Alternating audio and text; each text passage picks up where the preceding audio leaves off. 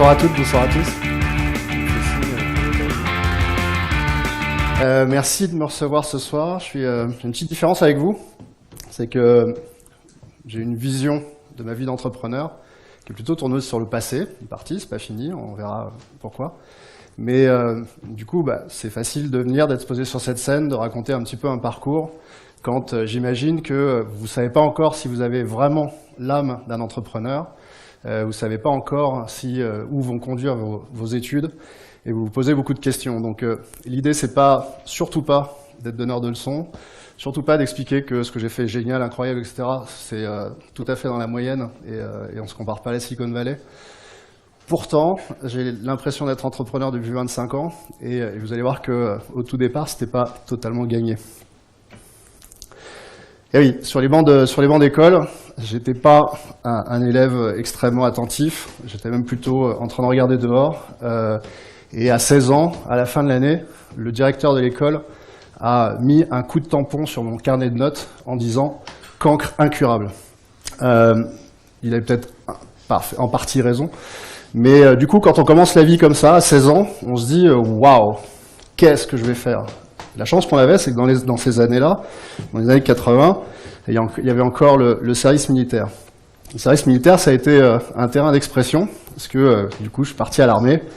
Et à l'armée, je me suis dit, mais en fait, je ne vais pas juste balayer la cour, etc. J'ai envie de faire des trucs. Et m'est venue un peu une vocation qui était de me dire, mais bon, ça a l'air sympa, les gens se battent, on va dans des territoires un peu pourris, ça sent un peu l'aventure, etc.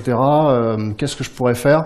Pas nécessairement aller tirer sur les gens, mais peut-être trouver un job là-dedans, etc. Et le truc qui me faisait triper à l'époque, c'était de me dire, et si je devenais journaliste correspondant de guerre ? Waouh, ce serait génial. Et donc du coup, quand j'ai signé pour rentrer à l'armée, j'ai tout de suite dit, ok, moi je suis volontaire pour partir au Tchad, ça m'éclate, etc. Et puis, première rafale dans les sacs, caché derrière mon truc, je me suis dit, bon, je me sens comment déjà ? Et en fait, finalement, je me suis dit, en fait, je me sens bien, quoi. C'est un peu insane, mais je me sentais bien, et ce chaos général était un environnement qui me plaisait, et qui peut-être commençait à définir la zone d'intérêt que j'allais avoir. Du coup, je suis retourné à l'école, en fait, même si on m'avait dit cancre. Là, j'avais un but. J'ai été refaire des études de journalisme, journaliste reporter d'image, pour faire ce job. Et puis, l'actualité voulant, en 94, il y a eu la guerre du Rwanda, et avec mon père, mon père travaillait dans le transport aérien, on a décidé de créer une boîte. Donc j'avais 25 ans, c'était ma première boîte.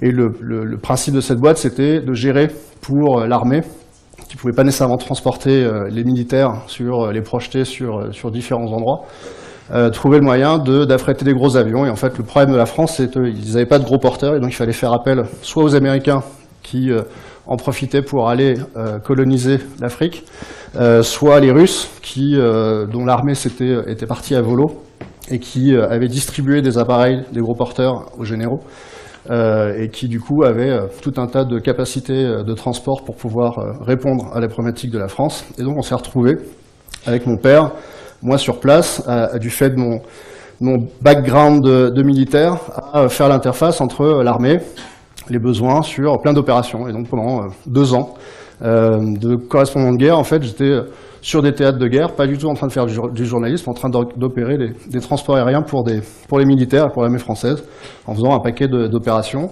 en étant à plein d'endroits où c'était un peu la merde. C'était le chaos, et à nouveau, là, dans le chaos, en fait, je tirais mon épingle du jeu, et finalement, j'étais efficace. Pas nécessairement un cancre, mais plutôt efficace sur des choses qui étaient impactantes. Et puis en fait, en revenant, j'étais un peu payé pour passer du temps. Et en 95, c'était le tout début d'Internet. C'était ARPANET, créé aux US et organisé par le CERN. Je ne sais pas si vous connaissez l'historique, mais pour mettre en réseau les universités américaines, et notamment en cas d'attaque nucléaire, permettre au réseau de continuer à exister, même si un des plots disparaissait. Et c'était le tout début. En France, on se connectait avec un modem 2008, 28.8, 14.4, 28.8, etc. Ça prenait un temps infini, c'était dingue. Mais du coup, j'étais payé pour pouvoir partir n'importe quand, et le seul truc que je pouvais faire, c'était en restant chez moi, c'était me connecter à Internet. Donc j'ai découvert Internet, convaincu un de mes amis de monter une boîte qui est devenue Travel Price, qui était la première agence de voyage pure player française. On a commencé à 2, à bricoler dans un petit bureau, on a fini à 350 dans 7 pays, et on a vendu la boîte à Last Minute en 2002, ce qui faisait de moi un jeune con multimillionnaire de 30 ans, qui du coup avait plein de leçons à donner à plein de gens, plein d'argent, et puis en fait finalement un truc pas très intéressant, parce que c'était pas une finalité très intéressante. Heureusement, d'autres événements qui sont arrivés par la suite ont corrigé la situation et ont fait que j'avais payé par où j'avais pêché, et du coup, je suis repris un petit peu d'humilité. J'espère ne pas être trop arrogant, et si je le suis, tweeter. Alors, j'ai pas mon compte Twitter, mais alors criez et insultez-moi si je le deviens, mais a priori, c'est quelque chose que je ne devrais pas faire. En 2002, donc j'avais plein de pognon, je savais plus quoi faire, je m'emmerdais un peu, j'avais envie de trucs qui généraient de l'adrénaline, donc je me suis dit, je vais redevenir photographe de sport extrême, parce que c'est la paix, mais il se passe des trucs où il y a du risque, donc ça va être sympa, je vais pouvoir m'éclater, ça doit être un peu le bordel, et ça va être génial. Donc j'ai monté une agence de presse qui faisait des photos sur les sports extrêmes, la chute libre, évidemment je m'y suis mis, sur le base jump, et on vendait un peu des photos de base jump à des magazines. J'ai produit quelques documentaires télé qui sont passés, notamment sur des sauts des tours Petronas, etc. Ça, c'est à Kuala Lumpur, tour Petronas. On a produit des documentaires sur M6, on a produit des documentaires sur France TV. Ça, c'est toujours Kuala Lumpur.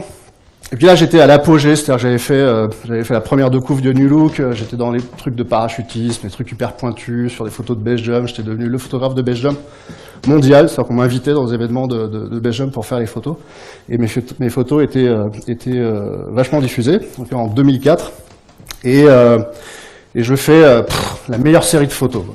Et je vends mes photos à VSD, à l'époque 50 000 francs, une fortune. Et je me dis, putain, c'est génial, ça y est, ma carrière de journaliste, reporter, photographe de sport extrême est lancée, c'est un truc de dingue. Et alors, il s'est passé des choses beaucoup plus graves que ce qui m'est arrivé, donc je remets les choses à l'échelle. Et en fait, c'était en septembre 2001, et en septembre 2001, on publiait dans VSD ces photos, déjà une photo super choc de gens qui sautaient des tours jumelles de Kuala Lumpur, et c'est sorti dans le même numéro que le 11 septembre 2001, puisque le numéro est sorti 3 jours après. Les pages étaient montées, VSD n'a pas pu les retirer, et ils se sont fait démonter d'avoir publié ça, où des gens s'amusaient à Kuala Lumpur, en parallèle des gens qui sautaient des tours. 8% des occupants des tours jumelles de New York ont sauté. Donc voilà, événement important, très au-delà de moi, mais du coup, ce jour-là, ma carrière de photographe s'est interrompue. Je me suis dit qu'il y avait un signe suffisant pour me dire que j'allais peut-être faire autre chose. Je me suis relancé dans le travel. Alors, il y a Jean-Marie, qui est un ancien d'EcoTour, un Nantais maintenant, qui à l'époque il était parisien, qui a bossé avec nous. Et donc j'ai remonté une agence en ligne, c'était un peu facile. On faisait beaucoup d'innovation, on a sorti pas mal d'innovations et pas mal de disruptions sur la distribution des voyages automatisés, etc. Ça marche pas mal. On a piqué pas mal de parts de marché, on a fait 50 millions d'euros, on était une trentaine de personnes. C'était une belle histoire, j'ai vendu à Holiday Check en 2012. Et puis, le marché s'est pété la gueule à la suite de la crise du bassin méditerranéen. On a dû passer par le tribunal de commerce. Vous verrez, hein, la vie d'entrepreneur, c'est pas toujours fun. On n'est pas toujours au devant de la scène. On gagne pas toujours des millions d'euros. Parfois, il y a tout un tas d'autres moments ultra dark. Hein, et il faut faire avec.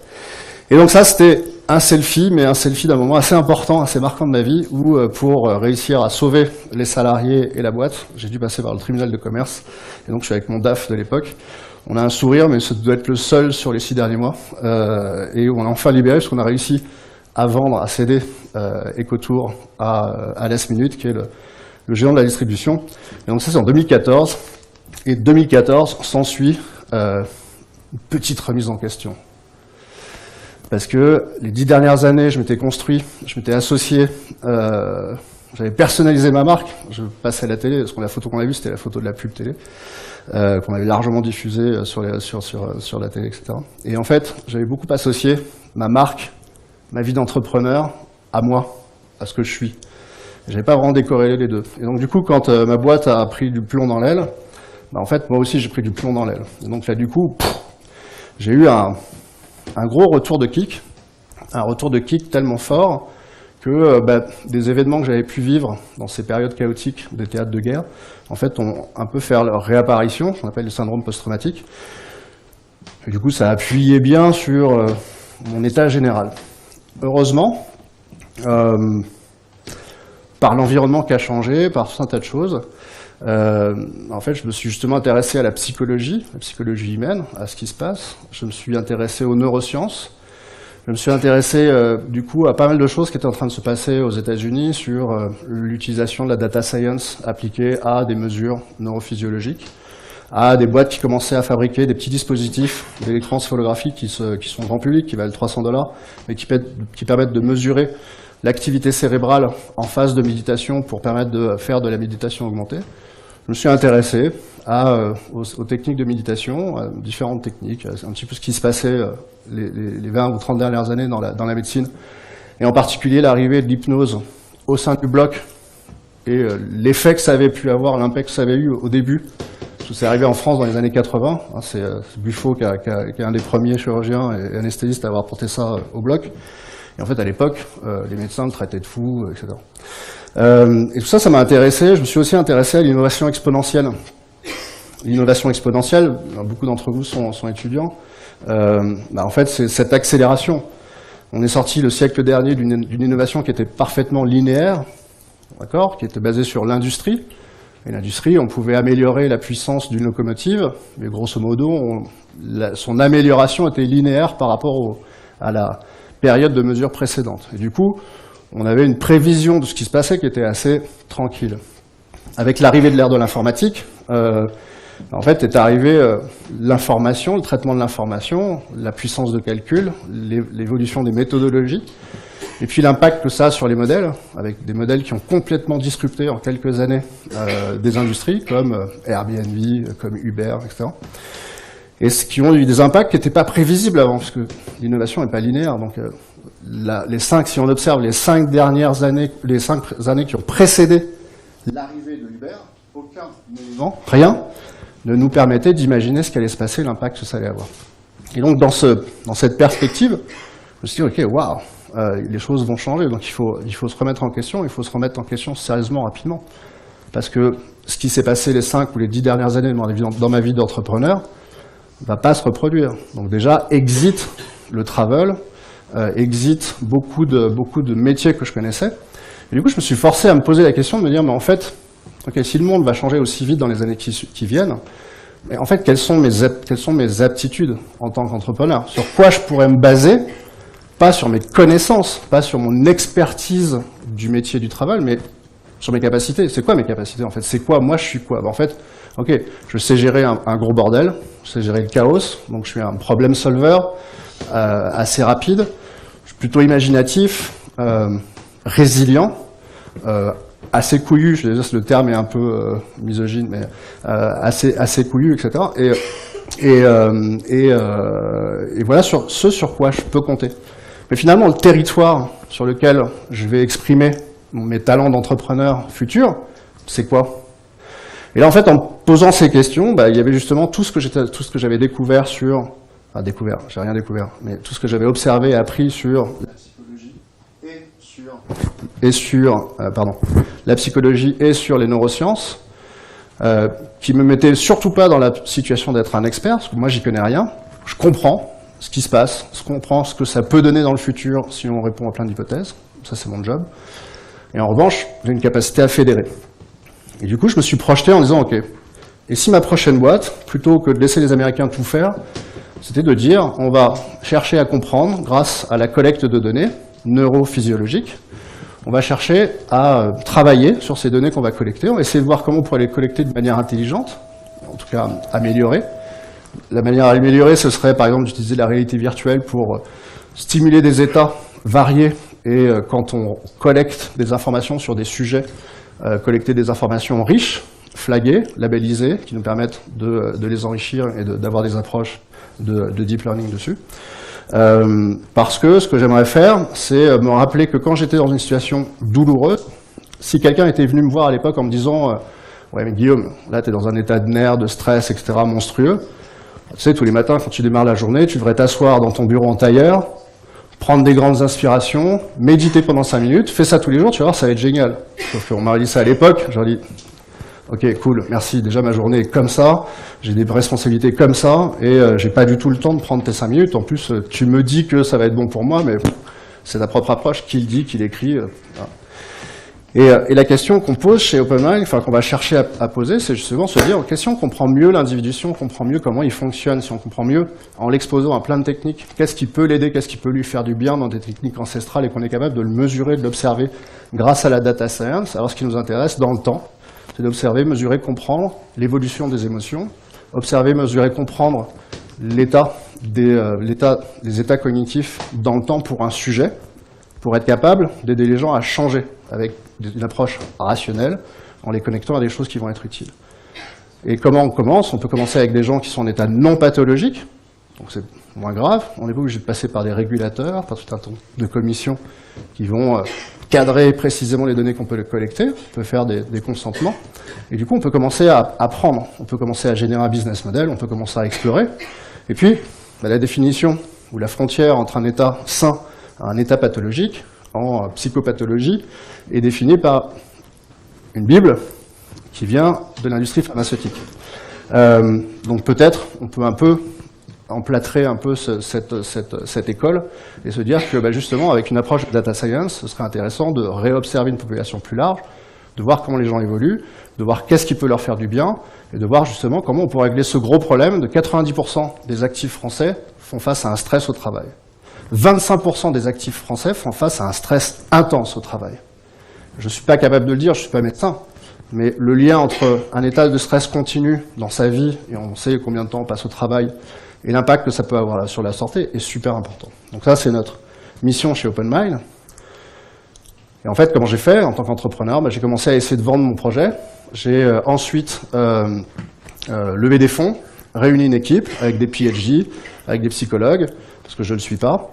On a commencé à travailler, on a commencé à faire un premier MVP qui est une cabine qui permet de prendre ces mesures en plongeant nos sujets en réalité virtuelle, collecter des données. On a une base de 600 sujets avec des données qui sont assez riches. On est soutenu par des laboratoires de recherche, on est soutenu par différents laboratoires de recherche spécialisés en psychologie, en neurosciences, pour des applications, pour commencer à faire des publications d'applications dans le domaine de la santé. Donc c'est ce qu'on prépare, ce qu'on commence à faire. On travaille avec l'armée, parce qu'il y a également un gros sujet qui est connexe au stress, qui est le syndrome post-traumatique. Et vous vous rappelez, moi ça m'a réveillé des syndromes post-traumatiques, donc je boucle une boucle de plus en ayant potentiellement ces projets, ces applications. Voilà, je vous remercie, j'espère que ça vous inspire. N'hésitez pas si vous avez des questions, j'ai l'impression d'être un peu pressé par le temps pour ne pas pouvoir trop poser un peu les patterns de comment on fait pour se redéfinir, se réinventer, etc. Ce que je voudrais juste dire, c'est que vous allez apprendre des choses, vous allez peut-être avoir des échecs, c'est juste le début de la vie, on s'en fout. Le plus important, c'est de penser à vous reconnecter à vous-même, à ce que vous êtes vraiment. Surtout, restez vous-même, parce que vous verrez que sur la longue durée, plus on est proche de ce qu'on est, plus on est droit et on est efficace, plus on s'en détache et on essaye de répondre à des modèles qui ne sont pas soi. Moins on l'est et plus on est générateur de stress. Donc voilà, soyez vous-même, ayez confiance en vous, ayez en tête cette idée que c'est vous qui écrivez le code de votre kernel. Le kernel, c'est le système d'opération de votre cerveau. Le cerveau fonctionne comme ça. La plasticité cérébrale est monstrueuse. Chaque nuit, vos connexions neuronales se réorganisent en fonction de vos sollicitations. Et s'il n'y a pas de limite, aujourd'hui, la remédiation cognitive est démontrée comme intervenant également chez les personnes âgées. Donc il y a un énorme potentiel, ça ne s'arrête jamais. Croyez en vous, soyez vous-même et éclatez-vous. Et si vous éclatez, il y a des chances que vous réussissiez. Voilà, merci.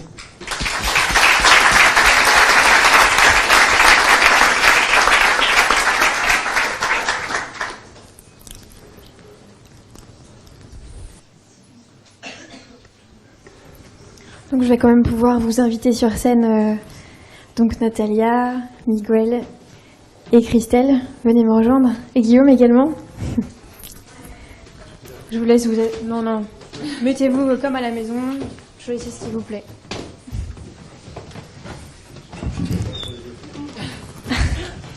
Alors juste avant de démarrer, on voulait remercier donc le CCO qui nous accueille, Nantes Métropole et la BNP Paribas. et tous nos partenaires qui nous soutiennent, comme Adines, la cantine, comme Emedia. Nos partenaires WeDoBiz, Nantech et Pépite Créée. Et enfin, le programme de ce soir, donc on a vu le talk, on va commencer le débat. Donc c'est simple, pour poser des questions, vous levez la main, on viendra vous déposer un micro. Donc il ne faut pas hésiter à se lancer, hein. La première question, elle fait peur, mais elle est bonne, donc n'hésitez pas. Et enfin, pour pouvoir tweeter ou nous retrouver sur les réseaux sociaux, vous avez le hashtag MUNantes15. C'est parti. Alors, pour démarrer, on va peut-être faire un petit tour de table. Bon, toi, Guillaume, c'est déjà fait, hein. Christelle, je te laisse te présenter. Alors, bonsoir à tous.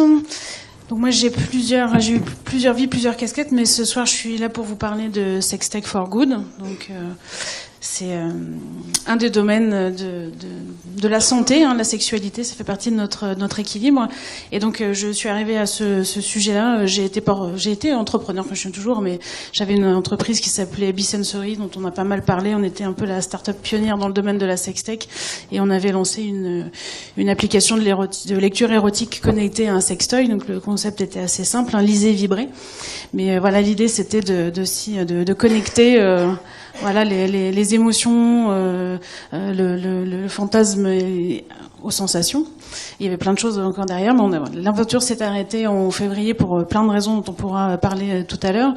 Mais j'ai pris beaucoup de claques, et je me suis rendu compte que clairement en France, on n'était pas un pays prêt à développer la sextech, et pourtant, Dieu sait si on peut faire des choses avec toutes les nouvelles technologies qui peuvent s'appliquer à tous les champs de la sexualité. Donc bien sûr, le plaisir, mais il n'y a pas que ça, hein, c'est l'accès à la sexualité pour les personnes handicapées, pour plein d'autres populations. Le sujet est très, très, très vaste et il nous concerne tous, c'est la santé publique, c'est de l'humanité. Et donc, aujourd'hui, j'essaye de me mettre à profit tout ce que j'ai appris et toutes les claques que j'ai pu prendre pour faire en sorte qu'en France, à l'avenir, on puisse avoir des projets innovants dans ce domaine-là qui puissent réussir. Il y a des endroits dans le monde où des gens peuvent réussir, ils peuvent faire des levées de fonds intéressantes, mais chez nous, c'est pas encore possible. Voilà, donc c'est tout l'engagement de Sextech for Good dont on pourra parler tout à l'heure. Bon, moi je suis praticien hospitalier, maître de conf à la fac de Nantes, là, pas très loin.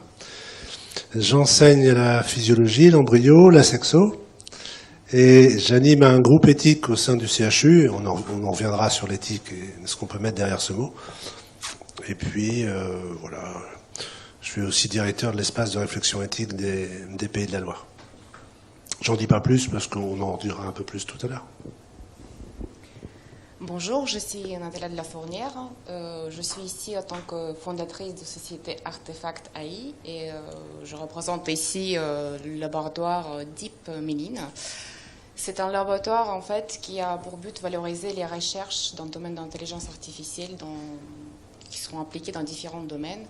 Et actuellement, nous travaillons sur une solution, sur une plateforme qui s'appelle Earthquake, qui permettrait analyser les données très volumineuses d'électrocardiogramme dans le but d'améliorer le diagnostic et suivi patient.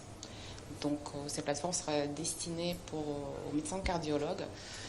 Et donc voilà, je pense que j'aurai plus d'occasion de parler un peu plus précisément de cette solution et à qui elle est destinée et qu'est-ce qu'il va faire. Eh ben, on peut commencer déjà justement à essayer de comprendre en fait ce que toi tu fais, Natalia. Donc en fait c'est une plateforme. Oui, donc en fait une petite histoire. Donc à la base, nous ne sommes pas issus du monde médical. Nous sommes une équipe pluridisciplinaire et internationale. Donc, moi je viens d'Ukraine. Et moitié de mes collègues ils aussi sont installés, les chercheurs dans le domaine de l'intelligence artificielle sont installés en Ukraine et aux États-Unis. Et nous avons une expérience significative dans le domaine de développement de solutions, tout ce qui est autour de projets de data science, dont parlait Guillaume tout à l'heure. Et donc nous nous sommes rendus compte qu'il y a beaucoup de recherches qui n'ont pas été valorisées, surtout dans le domaine de l'intelligence artificielle, qui peut être appliquées dans le domaine médical. Et donc nous avons mis en place plusieurs expériences il y a 1 an et demi sur les données d'électrocardiogramme. Et petit à petit, donc, en allant sur le terrain, en comprenant le besoin ou les situations de vie courante, on s'est rendu compte que En fait, aujourd'hui, les diagnostics se passent, dans le patient, se passent par rapport à une vision ponctuelle du rythme cardiaque, et le médecin, qui est grand spécialiste, compare souvent les résultats d'analyse, mais il n'analyse pas les données d'électrocardiogramme dans sa globalité. Et donc cette plateforme qui est basée sur une infrastructure Big Data, qui permettrait un accès optimal et stockage optimal, accès optimisé à ces données-là, crée un historique patient, et historique des enregistrements des électrocardiogrammes, mais pas uniquement les résultats d'analyse. Grâce à cet historique, nos algorithmes de deep learning et de machine learning peuvent analyser les électrocardiogrammes. Je prends un exemple d'un patient qui est suivi pendant une année complète. Ça veut dire que ça peut être le cas d'un patient implanté, comme celui qui porte un défibrillateur ou pacemaker, dont les prélèvements sont faits en continu, 24 heures sur 24. Donc aujourd'hui, un médecin ou un humain, il est incapable d'analyser dans sa globalité ces données volumineuses. Et grâce à nos approches, ces algorithmes sur mesure ou peut-être plus standards, donc ça dépend de use case, de cas d'usage, nous pouvons identifier les tendances dans ce rythme cardiaque d'une personne. Identifier les tendances, ça veut dire construire un modèle rythmique de la personne, propre à une personne. Ça veut dire que ce modèle rythmique, on peut se baser, on peut créer un standard rythmique de ce patient et faire le diagnostic et le suivi par rapport à son standard qui est complètement propre à lui, mais pas à quelque chose normal ou normalisé ou moyen. Donc là, je parlais plus de plateforme plutôt technique, mais on peut évoquer plusieurs cas d'usage. Dans le cas par exemple, d'un sportif qui est suivi régulièrement par un médecin, et les anomalies qui ne sont pas identifiées malgré tous ces suivis réguliers et très, très précis. On peut évoquer aussi, comme disait tout à l'heure Guillaume, de patients isolés. Grâce à une transmission de ces enregistrements sur cette plateforme. Il s'agit aussi de transmettre des données très volumineuses.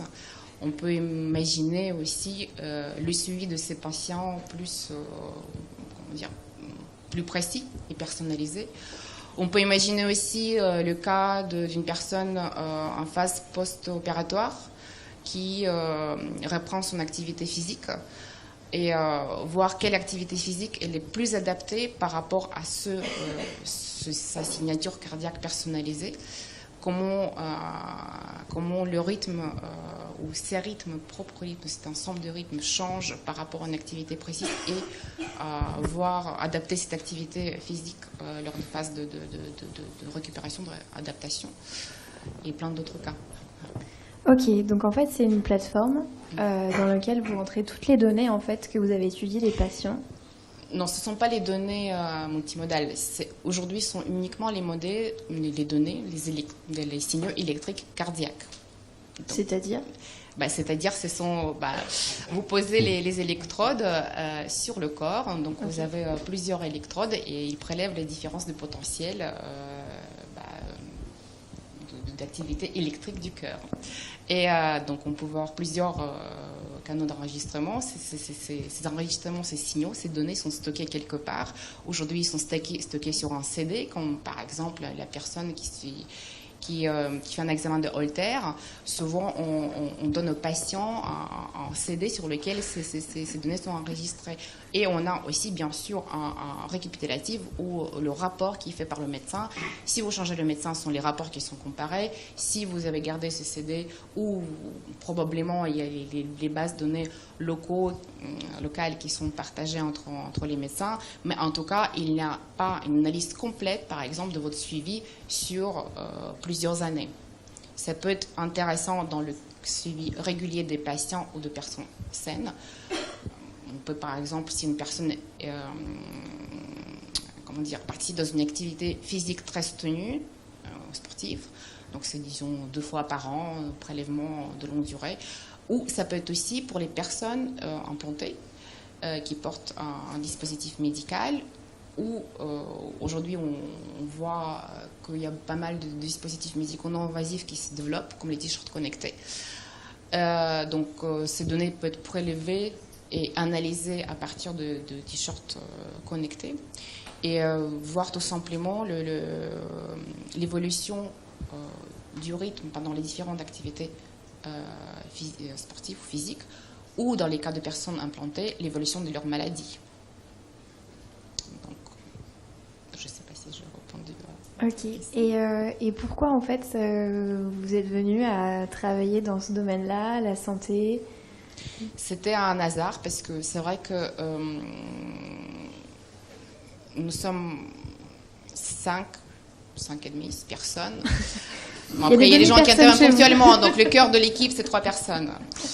Et donc, 2 personnes à Nantes et une personne aux États-Unis. Bon, il y a une personne qui travaille à temps partiel en Ukraine, en chercheur.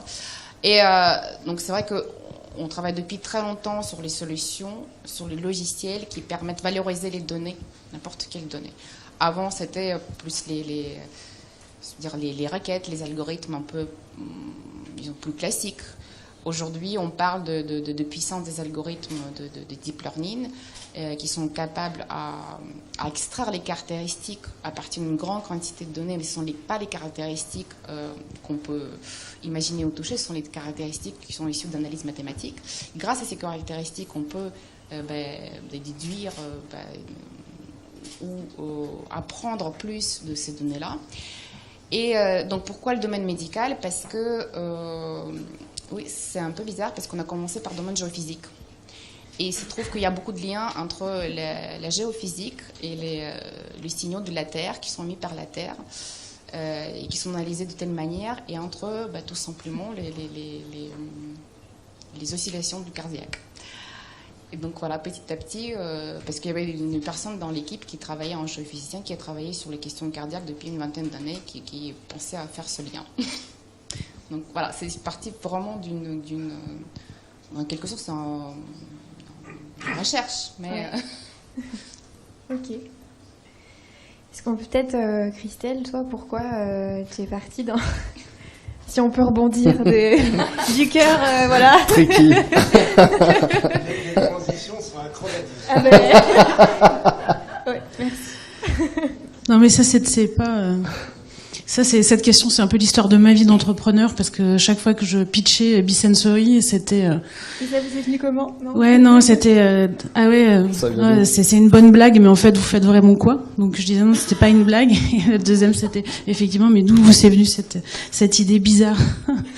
Donc je me suis pas réveillée, et je faisais pas des sextoys en Lego quand j'étais petite, hein, ça m'est pas...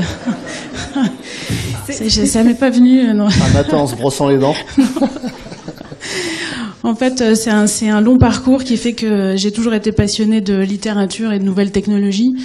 Que dans une ancienne vie, j'étais dans une start-up où on travaillait beaucoup sur les nouveaux usages de lecture liés aux smartphones, aux tablettes, à l'arrivée de QR codes, de reconnaissance d'images, enfin de plein de choses sur voilà quel va être l'avenir du livre et de l'édition. Et puis, il y avait beaucoup de gens à l'époque qui me disaient « Oh là là, moi je lirai jamais en numérique, je veux pas perdre le contact avec l'objet livre ». Donc ce que je pouvais moi très bien comprendre. Mais il y avait quand même quelque chose qui me perturbé un peu, c'est que on avait l'impression qu'un contenu, quand c'est un livre, il a de la valeur, mais que le même contenu, quand il est dématérialisé, il est juste pratique parce qu'il est pas lourd à porter dans un iPad, mais que le contenu est dévalorisé parce qu'on n'a plus cet attachement qui est finalement lié à la sensation, au papier, à la couverture. Voilà. Et donc, je me suis dit, tiens, comment on pourrait faire pour ajouter des sensations à des contenus qui sont dématérialisés pour recréer en fait cet attachement-là. Et donc c'est comme ça que j'ai commencé à travailler sur le concept de lecture numérique sensorielle, où on avait vraiment imaginé plein de choses, y compris un jour comment on pouvait faire varier les contenus en fonction des émotions qui sont monitorées. Et puis voilà, donc je me suis dit ok, je vais développer ce concept. Et puis il fallait choisir une première ligne de business parce que moi aussi à l'époque je voulais beaucoup travailler avec le textile connecté, mais la techno n'était pas encore mature. C'était il y a combien de temps? C'était 2014. Et puis, il fallait faire un choix. Et donc, pour moi, c'était complètement évident que le premier domaine à explorer, c'était la littérature érotique. Mais pour plein de raisons. À la fois parce que moi, j'en avais toujours lu et que, par essence, c'est la littérature qui est faite pour vous donner des sensations. Donc, c'était assez logique d'ajouter cette dimension encore un peu plus ludique. Et puis, d'une approche aussi très rationnelle et pragmatique, c'est que les nouvelles technologies, c'est toujours dans le domaine du sexe, du porno ou autre qu'elles trouvent leurs applications et leur premier business model. C'est vrai pour tout, pour le Minitel, la télé payante, l'internet, enfin tout. Et en général, c'est un bon indicateur pour les gens qui font de l'innovation. C'est que si une technologie marche dans ce secteur-là, il y a fort à parier qu'elle sera après déployée et adoptée par le grand public. Voilà, c'est ce qui a fait l'arbitrage sur la cassette VHS, voilà, et c'est ce qui a fait marcher la vidéo à la demande. Enfin bref. Donc c'est comme ça que je suis arrivée à Bisensory, et l'histoire a été compliquée, c'est-à-dire que quand pour moi Bisensory c'était juste une première ligne de business. On voulait faire de la lecture audiosensorielle pour les personnes aveugles, enfin on avait plein d'idées, et je pensais que ça allait être simple. C'est-à-dire que je trouvais que c'était tellement soft de vouloir connecter de la littérature érotique à un sextoy. Les sextoys, ça existe depuis la préhistoire. La littérature érotique, elle était bien plus trash au 18e que 50 Shades of Grey, je vous assure. Et donc, je voyais pas le problème. Et en fait, c'est un peu pour ça que je me suis plantée aussi, c'est d'avoir complètement sous-estimé les freins qui sont encore dans notre beau pays où on dit qu'on est libre, mais où on ne l'est pas du tout. Et tout a été, c'est déjà compliqué de monter une start-up, on est bien d'accord, hein, mais tout a été beaucoup plus compliqué pour nous de par le domaine, parce que chaque fois que j'ai pitché, très souvent, sauf Web Today, on est toujours les bienvenus. Ils étaient les premiers à me donner ma chance, et c'est vraiment là que l'histoire a commencé. Ça, c'était génial. Mais sinon ailleurs, c'était oui, non, mais c'est pas éthique, c'est pas politiquement correct. Enfin bon, ça, voilà. Et là, je me suis, pour moi, au départ, j'étais entrepreneur innovante sur un concept de lecture numérique sensorielle.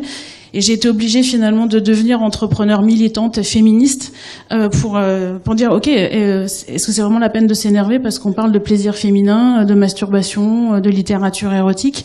Voilà, on est quand même au 21e siècle, mais peut-être pas tout à fait quand même. Et c'est comme ça que je suis devenue vraiment engagée sur ce sujet-là de la sextech, parce que ça me semble important. La sexualité, je le disais tout à l'heure, c'est un sujet qui nous concerne tous. Et puis petit à petit, le mot sextech est arrivé, et j'ai très vite vu aussi que ces nouvelles technologies, elles peuvent apporter plein de solutions pour des gens qui sont aujourd'hui très éloignés, qui n'ont pas accès à une sexualité épanouie.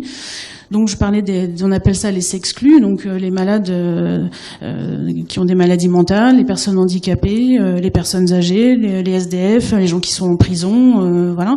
Et que d'une manière générale, avoir un bon équilibre dans sa vie sexuelle, ça fait partie d'une vie épanouissante. Et que il y avait beaucoup de choses à faire avec tout ça. Et donc comme j'ai pris des claques et que j'ai été obligée de fermer Bisensory en février de cette année. Très vite, je me suis posé la question de qu'est-ce que je vais faire après. Et c'est vrai que on parle d'entrepreneuriat ici aussi, hein, donc ça arrive. Hein, chaque fois qu'on essaye, on sait quand on est entrepreneur que potentiellement on va se planter. C'est vrai que le jour où vous avez déposé votre dossier, qu'en 5 minutes il y a quelqu'un qui vous a dit bon, vous avez plus d'équipe, vous avez plus d'entreprise, c'est quand même dur. On est aussi un pays qui aime pas trop parler de sexualité, mais qui aime pas trop parler de l'échec non plus, même si on commence à faire des progrès, mais quand même vaut mieux être un winner, même si quand on est un winner, après on est un con qui gagne de l'argent, arrogant. mais voilà, et je me suis dit très très vite, parce que j'ai de la chance de travailler aussi dans un environnement à Brest qui s'appelle The Corner, d'avoir eu des gens qui ont très vite été capables de me dire ok, ça va s'arrêter pour plein de raisons, mais sois quand même capable de regarder tout ce que tu as appris pendant 4 ans, tout ce que voilà, on s'est beaucoup battu, on avait quand même réussi à faire des choses. On a été au CES, on a gagné un prix, on a mis un produit qui n'existait pas sur le marché. Enfin, l'histoire, elle est belle, elle a une fin malheureusement. C'est pas ce que je voulais, mais c'est comme ça. Et très vite, je me suis dit, mais voilà, c'est un échec, mais ça ne me définit pas. Et je voulais que les gens arrêtent de se dire, elle s'est plantée, donc tu t'es planté, t'es un mauvais. Parce que je connais aussi des gens qui ont réussi et c'est pas des bons, mais ils ont d'autres leviers, voilà. Et l'équation, elle est beaucoup trop simple. Ouais. Et là, je me suis dit, avec l'aide de The Corner, comment tu peux valoriser, parce que c'est vrai qu'on était start-up pionnière, on était la première après tous ces murs-là. comment on peut faire pour le valoriser et comment on peut faire, peut-être, moi ça me tenait à cœur du coup d'être dans la transmission et de me dire ok, comment on va faire pour que ce soit plus facile pour d'autres. Et donc je me suis dit on va faire Sex Tech for Good. C'était un petit clin d'œil à Macron parce qu'à l'époque je cherchais le nom et il avait fait le premier sommet Tech for Good. Donc je me suis dit allez on va dire un jour on va faire le premier Sex Tech, le premier sommet Sex Tech for Good en France, ça aurait de la gueule quand même. Et donc l'idée de Sex Tech for Good, c'est d'agir sur 4 verticales qui ont été là où j'ai moi eu des problèmes. Un, c'est de faire beaucoup de lobbying auprès notamment des politiques pour que la sex tech soit reconnue comme un vrai secteur d'innovation. Donc ce qui voudrait dire qu'on a accès plus facilement à des partenaires, y compris pour la BPI, parce que quand on parle de sécurité et de handicap, on devrait pouvoir accéder à des financements publics. La deuxième verticale, c'est de faire en sorte que les gens qui s'intéressent à ce sujet puissent être fédérés, et donc on arrive vraiment à faire un vrai écosystème en France dédié à la sextech. Le troisième, c'est de faire de l'accompagnement de projets. J'ai une petite expérience, je dois pouvoir faire gagner du temps sur certains points et d'autres. Hein. Et puis la quatrième, c'est le financement. Puisque c'est déjà compliqué de trouver des fonds, mais quand on parle de sujets comme ça, qui parlent de sexualité et handicap, enfin, quand on cumule comme ça les tabous, c'est compliqué. Et moi, j'ai pris beaucoup de portes, y compris avec des gens au départ qui m'ont dit oh, c'est génial, et puis à la fin qui me disaient oh, non, finalement on va pas oser y aller, c'est pas éthique, c'est pas politiquement correct. Voilà. Donc aujourd'hui, dans l'idéal, ce serait de se dire on va avoir en France un incubateur sextech. Voilà, je disais tout à l'heure, j'ai pas encore trouvé le territoire qui est suffisamment open mind pour accueillir ça, mais je désespère pas. Et puis peut-être d'avoir un fonds dédié, ça ce serait le rêve aussi, mais en tout cas d'arriver à fédérer un certain nombre d'investisseurs qui ne feront pas perdre 9 mois à des gens pour leur dire oh non, finalement on va pas oser. Des gens qui sont prêts à étudier ces dossiers-là avec un vrai regard d'investisseur. Moi, j'ai souvent fait marrer les gens. Ça m'est arrivé à Paris en me disant on vous a vu, votre TEDx, ça a été super, on a bien rigolé, donc on voulait vous voir. Mon métier, c'est pas clown, quoi. C'était un vrai entrepreneur. Et donc, il y a vraiment un temps à faire gagner là-dessus. Voilà, donc c'est comme ça. C'est une histoire. Ça. Ok, donc tu parlais beaucoup d'éthique. Justement, est-ce que... toujours. Là, c'est bien. Non, mais Ophélie, je me moque gentiment. Ça aurait pu être qu'est-ce que vous pensez du sexe, hein, c'est de la transition. Je vais en parler après. Transition. Je vais juste dire un mot sur l'éthique parce que, bon, on va pas faire un cours, mais quand même qu'on s'entende sur le sens que je vais donner à ce mot. C'est pas un synonyme de morale pour moi. Alors, sur le plan philosophique, on pourrait considérer qu'ils sont synonymes, et c'est ce que tu as dit, hein. C'est pas éthique, sous-entendu, c'est pas moral. Oui, j'ai bien compris qu'il avait la morale derrière le mot éthique. Moi, l'éthique, je l'entends comme étant un questionnement, une recherche, une réflexion face à des impasses de l'action qu'on rencontre, par exemple, en médecine, quand on est face à un dilemme. On va prendre un exemple. Hein. Est-ce qu'il faut attacher cette vieille femme dans son lit pour lui éviter de tomber, et donc la protéger, au risque de la priver de sa liberté? C'est-à-dire que la morale ne va pas nous aider pour répondre à la question. Pour autant, il faut trouver une réponse. Voilà. C'est ce type de questionnement que je mets dans le champ de l'éthique. Hein, c'est l'inquiétude. C'est la question de finalement que faire pour bien faire. Mais le bien dont je parle, c'est un petit bien, un bien singulier. C'est pas le bien avec un grand B de la morale qui l'oppose au mal. Hein, bon. Et puis pour alimenter l'argumentaire que tu as développé, je confirme qu'il est très difficile de parler de santé sexuelle en France. Alors, j'ai dit tout à l'heure rapidement que j'enseignais un peu la physio, et dans la physiologie, il y a les appareils génitaux.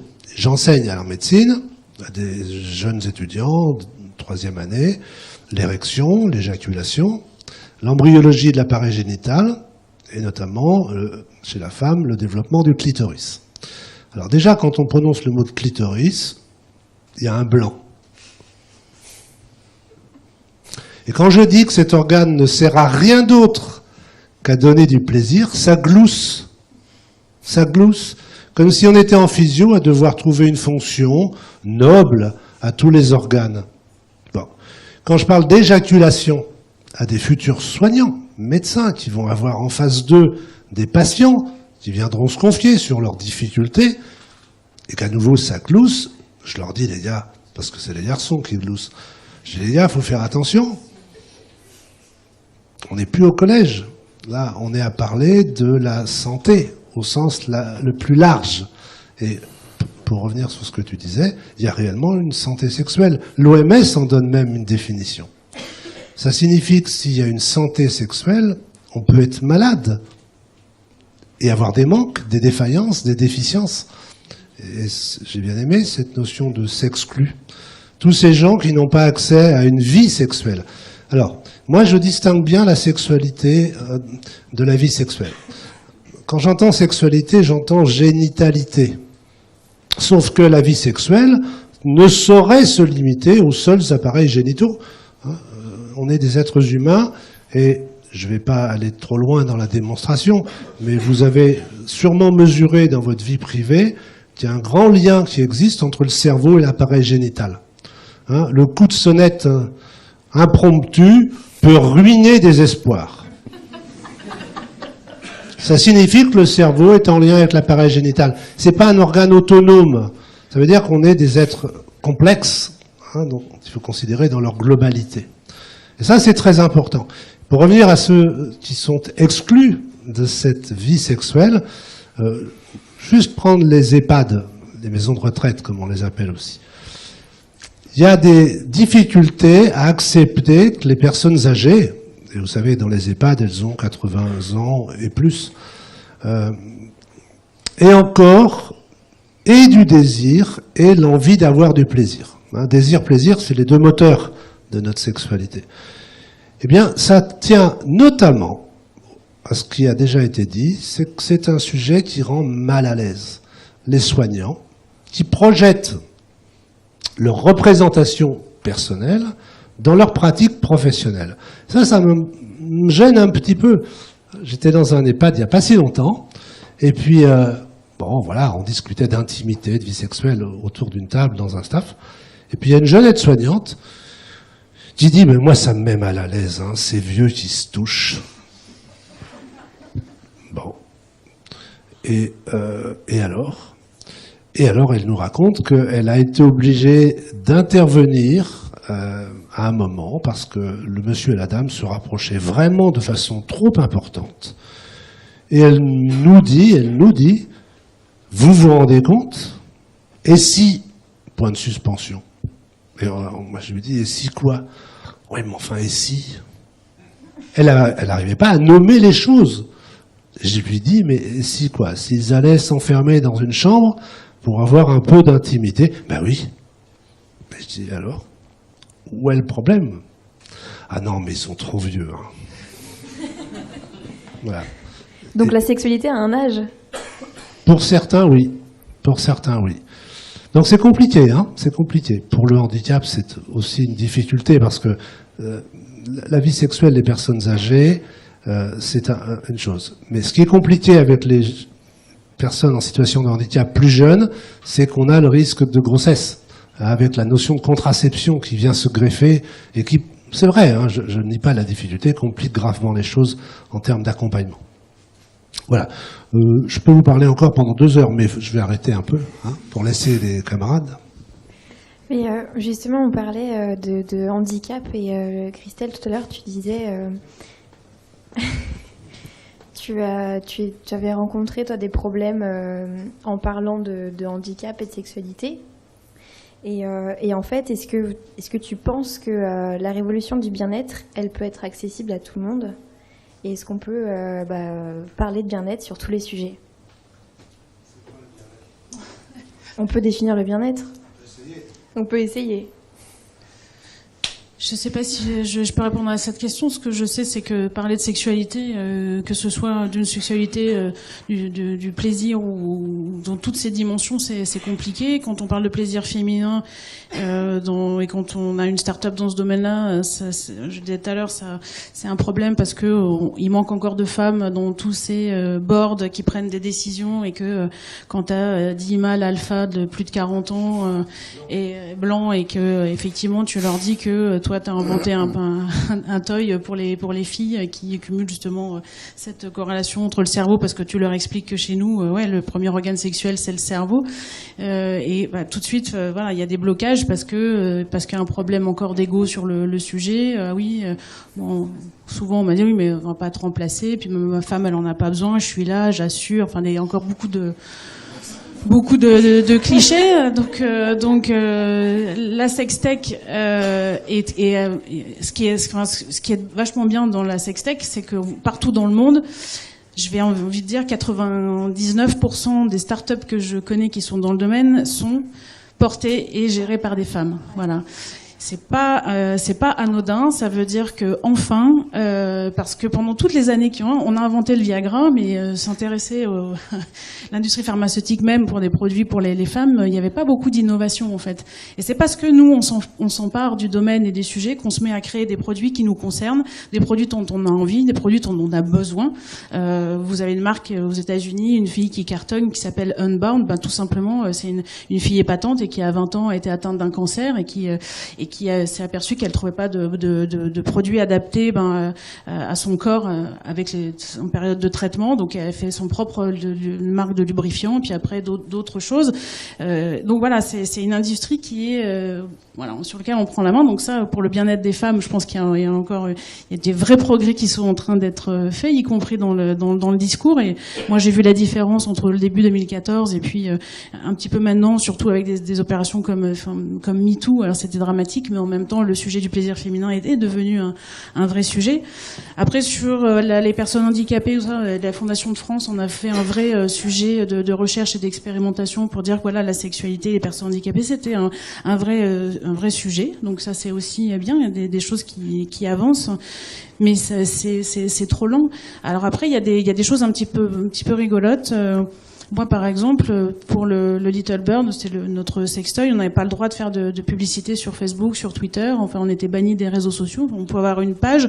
J'ai souvent été sortie, mais voilà, pas de publicité. Parce que le Little Bird ne servait à rien d'autre qu'au plaisir de lire. Voilà.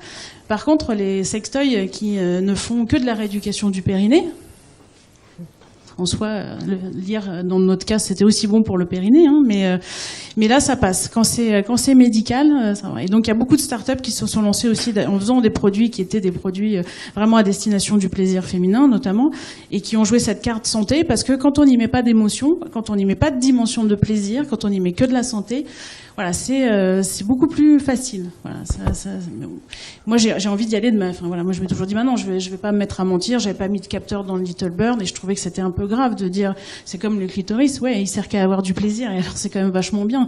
Donc, pourquoi on pourrait pas avoir des dispositifs qui servent juste à donner du plaisir? C'est aussi vachement bien et c'est peut-être pas la peine d'en faire toute une histoire. Moi, j'aurais pouvoir parler un peu de sexe aussi.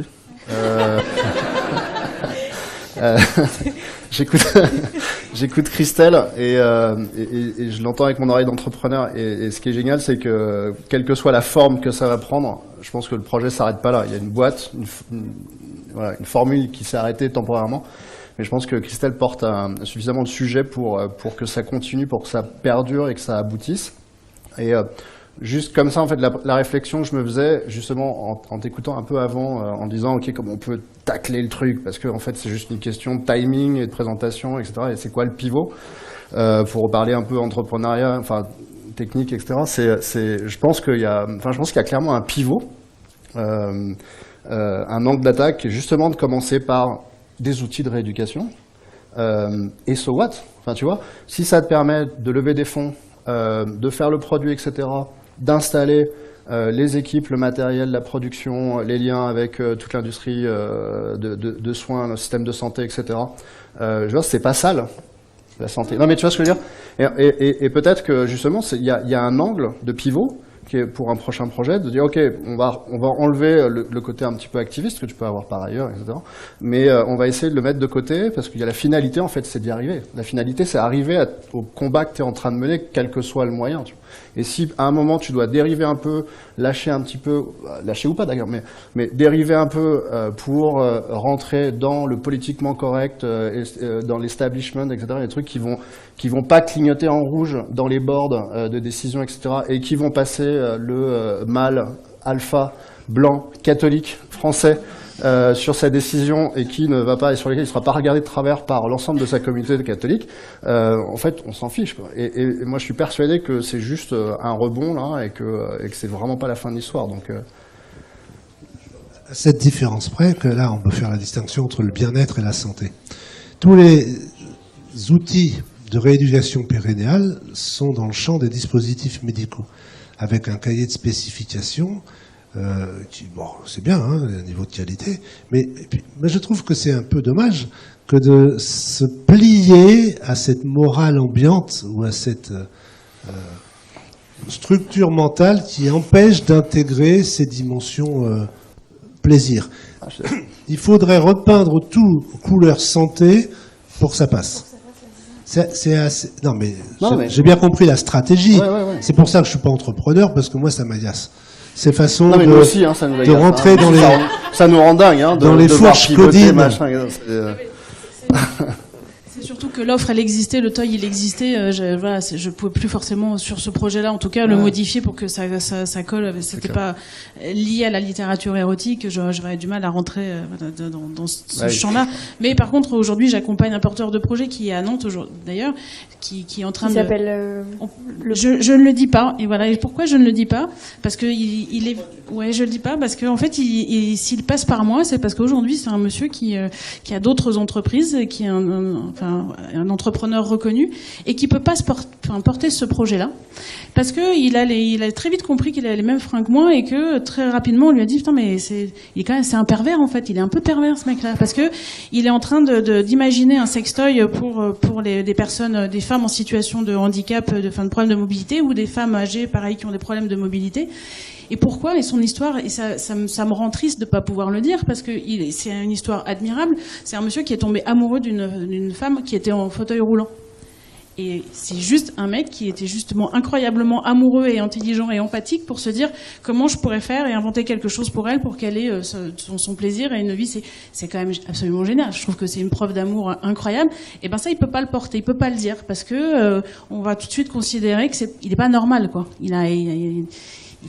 Et donc aujourd'hui, là j'accompagne, donc mais c'est long. Et effectivement, on travaille avec des gens qui travaillent dans des EHPAD, avec des médecins, avec j'espère arriver avec la Fondation de France, avec tous ces gens-là, effectivement, parce que là il y aura le côté un peu plus santé. Mais c'est vrai que tout de suite on rentre.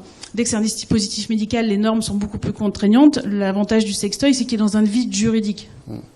C'est pas un jouet, c'est pas un dispositif médical, ce qui pose quand même quelques interrogations, et parce qu'on pourrait à peu près mettre n'importe quoi comme matériau quand on va chercher la certification pour la norme CE pour la mise sur le marché.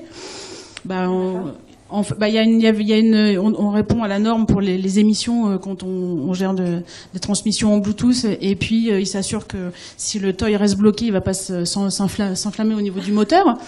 Mais par contre, sur la qualité du plastique et le fait que ce soit une matière vraiment du silicone ou de bonne qualité, en fait, on vous demande juste de fournir un certificat. Mais le certificat, ils peuvent dire n'importe où. Voilà. Et pourquoi c'est flou comme ça? Personne s'est emparé du sujet, parce que toujours c'est tabou, on n'en parle pas. Imagine celui qui amène le sujet sur la table. Tu sais que même pour avoir le code, il faut un code douanier. Même quand j'ai appelé aux douanes, parce que la nomenclature des codes douaniers, elle fait quand même, il y a un paquet. Personne n'a voulu me donner la réponse. On m'a envoyé le code en entier avec la nomenclature et on m'a demandé de chercher par moi-même, sachant que si tu te plantes, après les amendes potentielles. Non mais on en est à ce point-là. Hein. Donc, c'est pour ça que je dis on a encore un peu de chemin à faire. Et donc pour toi, Miguel, il faudrait pas changer l'angle d'attaque et militer pour... Moi je dis rien. Je dis que c'est bizarre quand même de ne pas pouvoir avancer au grand jour sur un projet qui me semble tenir la route. Alors, je ne parle pas du format économique, c'est pas mon job, mais sur la démarche, sur la relation entre l'offre et la demande, il y a du sens. Et juste pour vous expliquer, dans un EHPAD, pas loin de Nantes, à la demande d'une résidente qui utilisait pour se masturber le pommeau de douche, les soignants ont... C'est là où c'est compliqué. Évoqué avec la famille, vous imaginez comment ça peut devenir très vite glauque et un peu chelou, que leur maman pouvait éventuellement avoir besoin d'un dispositif, ça tournait autour du pot, pour répondre à certains besoins physiologiques. Je traduis presque mot pour mot ce qui a été dit aux familles. Ah non, mais ça a fait un scandale. Qu'est-ce que c'est que cet établissement où on favorise la perversion? Donc il y a du chemin à faire. Ce que je raconte, c'était pas il y a 50 ans. Hein. Donc ça veut dire quoi? Ça veut dire qu'on est incapable de parler, c'est ce que dit Christelle, du plaisir féminin, sans tomber dans le vulgaire, dans le scabreux, ou se réfugiant dans le rire un peu gêné. Moi, je trouve ça dommage. Et ce serait pas une histoire de génération? Je ne pense pas que c'est histoire de génération, je pense que c'est peut-être plus histoire judéo-chrétienne, c'est une notion de plaisir. Est-ce que plaisir, je pense que la notion de plaisir, elle n'est pas complètement assimilée dans notre société, et c'est quelque chose de peut-être mal.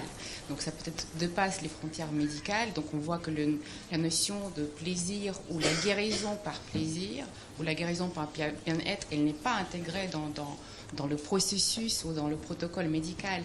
Et donc on peut aller plus loin dans cette philosophie. Est-ce que vraiment la notion de plaisir dans notre société, elle n'est pas en quelque sorte pas quelque chose de mal?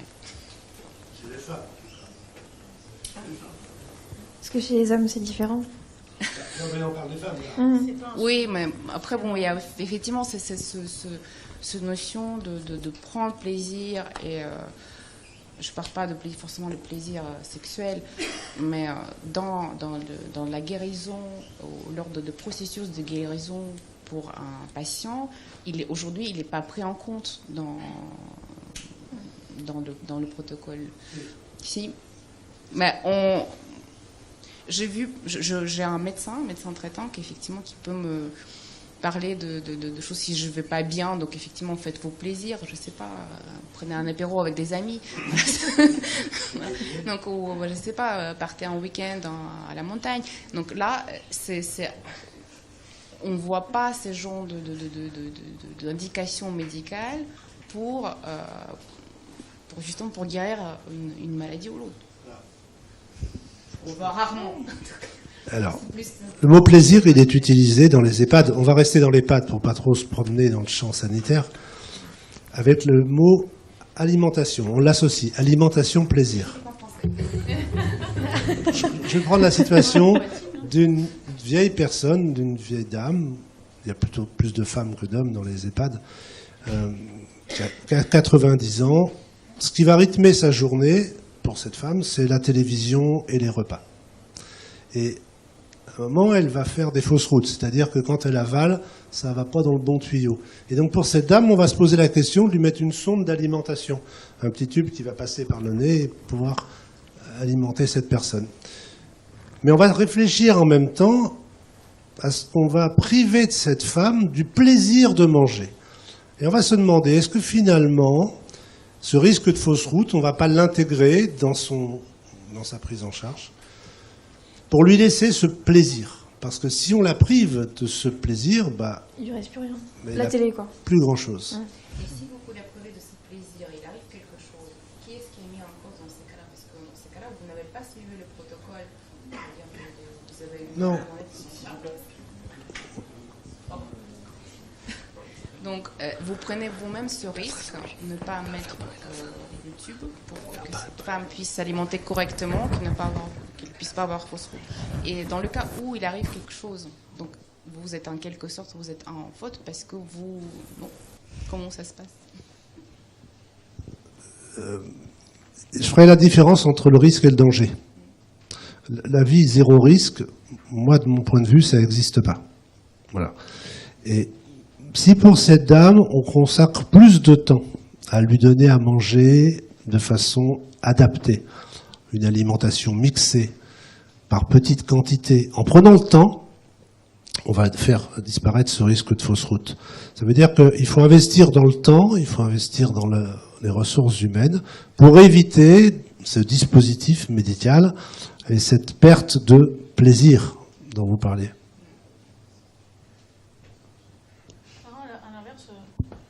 On se pose pas la question du risque en se disant dans les EHPAD, si on reste sur le sujet, d'interdire la sexualité. Il y a des parents qui demandent à ce que des enfants qui demandent à ce que leurs parents soient carrément enfermés dans leur chambre pour qu'ils aillent pas rejoindre quelqu'un d'autre. Enfin, ils sont hyper intrusifs. Enfin, c'est des situations qui sont très très dures.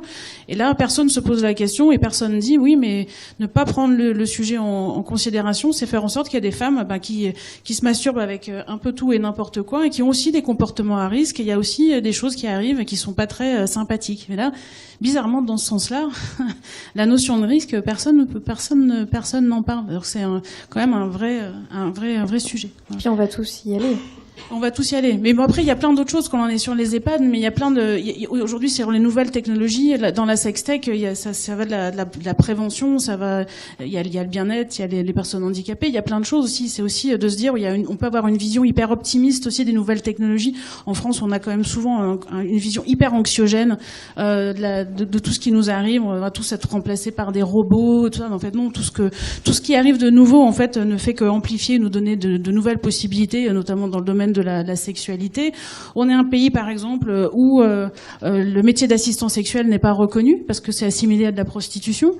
Donc, est-ce que dans ces cas-là, ça veut quand même pas dire qu'on peut s'intéresser justement à la robotique humanoïde sexuelle parce que il faut bien quand même trouver des solutions. Enfin, il y a plein de champs comme ça avec nos technologies qui sont, parce qu'on est sur le domaine healthcare, qui sont quand même à exploiter. Et ça, c'est quand même, il y a des bonnes nouvelles. Il faut quand même voir le côté.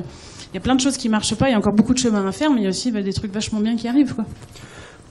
Ce qui me dérange, en fait, si je reprends le thème qui est health tech qui veut du bien, sur ce sujet en particulier, le problème qui se pose, c'est que quand on développe un service, un produit, un nouveau produit, etc., surtout on doit mettre l'utilisateur au cœur du design du produit, de ça à quoi ça lui servir, de comment il va s'en servir, etc. Et c'est super important pour faire un service ou un produit qui va toucher son marché.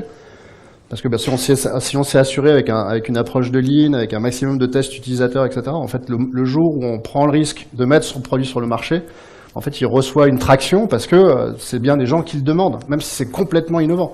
C'est des gens qui le demandent, c'est pas juste des législateurs qui vont savoir si c'est autorisé ou pas. Et là, en fait, ce qui m'embête, c'est que la personne la plus intéressée par la définition de ce produit, par son lien et les plus grands promoteurs de l'intérêt de ce produit, finalement, sont déportés à l'avis de la famille, alors que les médecins sont d'accord. C'est juste l'avis de la famille qui juge que, oh là, non, c'est pas moral. Et en fait, c'est le sujet qui me révolte là-dessus, c'est comment on fait pour dégager tous ces bien-pensants qui pensent pouvoir prendre la décision pour leurs parents, leurs enfants handicapés, etc. Il faut juste trouver le moyen de les sortir de cette décision et rétablir le dialogue avec l'utilisateur. Et l'utilisateur, il en a besoin. C'est absolument injustifié que ça ne sorte pas sur le marché. Et voilà, donc c'est juste le truc qui me pose C'est une privation de liberté, hein. Cette différence quand même que les utilisatrices, en l'espèce, dans les EHPAD, n'ont pas toujours la capacité de communiquer. Ouais. Hein, elles sont souvent peu, voire pas communicantes. Et là, il y a une forme de retour de manivelle, c'est-à-dire que les parents se sont occupés des enfants qui, à leur tour, s'occupent de leurs parents.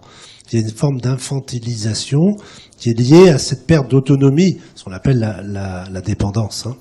Et ça complique la situation.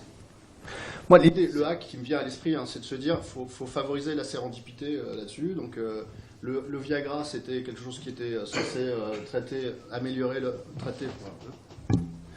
Voilà. Le Viagra, c'était censé être un médicament pour le cœur. Par sérendipité, ils se sont rendus compte assez facilement que ça avait un impact ailleurs. Et du coup, ça a été un énorme succès de marché. Là, la sérendipité, c'est quoi? C'est de dire, voilà, on fait un outil qui a une fonction réparatrice, orthopédique, réparatrice, peu importe, etc. Voilà sa destination première. Oups, il y a une fonction à la fin de la liste qui permet de faire d'autres trucs. Et les gens se rendent compte que ça a un usage. Il y a la partie montrée, qui est celle qui est validée, etc., en dispositif médical. Et puis, hop, c'est une petite fonction, là, à droite, en bas à gauche, ou une app qui va se connecter en Bluetooth sur le bon protocole, qui a une fonction qui est totalement autre, et hop, on a hacké tous les bien-pensants, quoi. Oui, mais ça, c'est pas une leçon, je réfléchis à votre, mais juste à ma glace. Ça peut être très très vrai pour tous les sextoys féminins qui sont déguisés. D'ailleurs, toutes les filles qui en achètent, et soi-disant pour la rééducation du périnée, voilà, elles n'ont pas toutes 15 gamins et bon, elles n'ont pas toutes accouché 15 fois et mais bon, mais par contre, il y a sur d'autres populations, c'est pas possible. Mais il y a quelques avancées. On a Rodolphe Brichet qui a en France qui a fait un Andy Lover. Et c'est sans doute par sérendipité aussi, parce qu'au départ, il faisait vous savez, des espèces de bancs de rameurs là pour faire les muscles. Et donc, et puis voilà, lui est venue l'idée de faire un banc comme ça articulé pour permettre aux personnes en situation de handicap, enfin de mobilité, de pouvoir avoir des mouvements de va-et-vient, enfin d'avoir d'autres positions, d'augmenter le nombre de positions possibles avec leur partenaire. Mais c'est un équipement qui coûte très cher. On a du mal à dire qu'il est fait pour autre chose que pour aider les couples. Mais voilà, il y a une mutuelle qui vient de dire qu'elle allait prendre en charge une partie de cet équipement, le Handy Lover, pour que des personnes qui sont en situation de handicap puissent en bénéficier. Donc voilà, ça avance effectivement par le domaine de la santé. Je peux poser une question à ça. Est-ce qu'il y a dans la salle des gens qui sont les univers des tiers-lieux, do-it-yourself, open source, 3D printing, etc. Non, il n'y en a pas ? Pas de bol. Parce que là, typiquement, c'est un sujet open source. Faut mettre les plans, les specs sur Internet, en open source. La finalité, c'est que ça sorte. Ne lui tue pas son business tout de suite. Non, son banc, il existe. Non, mais après, tu vendras des applications avec des programmes, etc. Mais franchement, c'est un truc dont la population doit s'approprier. Faire du 3D printing. De toute façon, c'est un sujet que tout le monde doit s'approprier. Oui, c'est un sujet, c'est de la santé, c'est de l'humanité, c'est du bien-être. Donc, il faut qu'il y ait de plus en plus de gens qui veuillent innover et investir ce champ-là, parce qu'il y a tellement de choses à faire, y compris même dans la prévention, des apps pour les jeunes. Il y a des bots qui viennent de sortir, là où les ados peuvent poser des questions sur la sexualité ou qu'ils osent pas forcément. Et on voit qu'il y a quand même un déficit. En France, on est très très en retard sur l'éducation sexuelle. Elle est pourtant inscrite dans les programmes depuis longtemps, mais elle n'est pas assurée pour plein de raisons. Il n'y a pas suffisamment de formateurs, mais il y a aussi beaucoup de parents qui refusent d'avoir qu'on leur donne ces cours-là aux gamins, alors qu'en fait, on peut commencer chez les très jeunes, à expliquer déjà ce que c'est la notion de consentement. Déjà, quand on a appris ça, on a déjà fait beaucoup. Bon, pour la suite, dans les pays nos voisins, en Norvège, en Suède, en Allemagne, ils ont des cours et on leur apprend à dérouler des préservatifs sur des bananes et ça paraît normal. Et on ne leur parle pas que de la sexualité d'un point de vue anxiogène. Vous allez attraper des maladies, vous allez être enceinte, non, on leur parle aussi, de plaisir. On leur apprend que les films porno, c'est pas ça la vraie sexualité. On leur parle des choses de la vraie vie. On en fait des adultes responsables de leur corps, de s'intéresser à l'autre. Donc à l'avenir, je pense que c'est aussi ça, quand tu parlais de génération, il va y avoir un renouveau aussi, parce qu'on va appréhender, j'espère, enfin, la sexualité différemment. Tu parlais du clitoris, il a fait son réapparition dans un manuel de SVT l'année dernière. Et on a marché sur la Lune en 1969 et on a fait la première étude complète en 3D du clitoris en 1998. Il y a quand même un petit truc, quoi, tu vois, donc ça va s'arranger. Est-ce qu'il y a des questions en particulier dans la salle, parce qu'il ne nous reste plus beaucoup de temps, et c'est le moment de se lancer. On n'est pas obligé de parler de sexualité, hein. On peut changer de sujet, on peut parler d'éthique, on peut parler de réalité virtuelle. S'il y en a qui ont des questions précises, n'hésitez pas à lever la main.